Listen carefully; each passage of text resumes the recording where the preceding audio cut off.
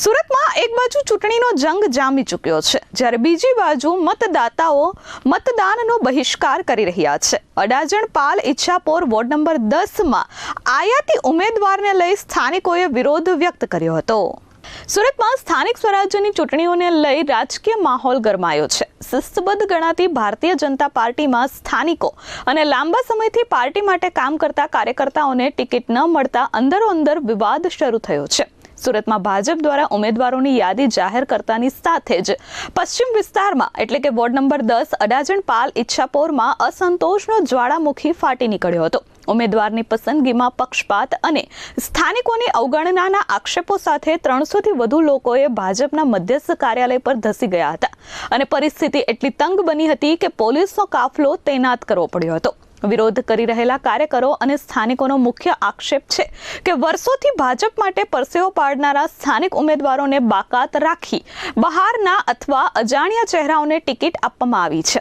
લોકોએ હાથમાં બેનરો અને સૂત્રોચ્ચાર સાથે રેલી યોજી કાર્યાલયનો ઘેરાવ કર્યો હતો। આ સાથે ધારાસભ્ય પૂર્ણેશ મોદી ત્યાં ઉપસ્થિત થતા તેમને પણ વાતચીતનો દોર સંભાળવાની કોશિશ કરી હતી, પરંતુ સ્થાનિકોનો વિરોધ એટલો ઉગ્ર હતો કે ઉમેદવાર બદલવાની માંગ અડગ રહી હતી।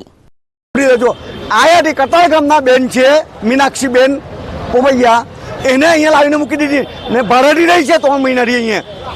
તો એને અમે કાલે બોલાવવા બી લઈશું ને એના જે હોય તે ચૂંટણી પંચમાં અમે વિરોધ કરીશું।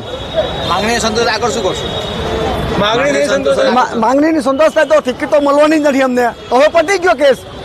13 તારીખે આપણે કાલે એ છે ને 15 તારીખે ફોર્મ ખેંચવાની તારીખ છે, તો અમારે તો કોઈ આવવાનું જ નથી। અમારો બરાબર છે તો અમે વોટિંગ નથી કરવાના, ચોખ્ખી જ વાત, ટેબલ નથી મૂકવાના અમે। કેટલા ગામ?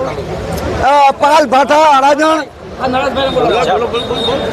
એક જ મિનિટ, અડાજણ પાલ ભાઠા ભાજપોર ઈચ્છાપોર અમે બધા વિરોધ કરીશું।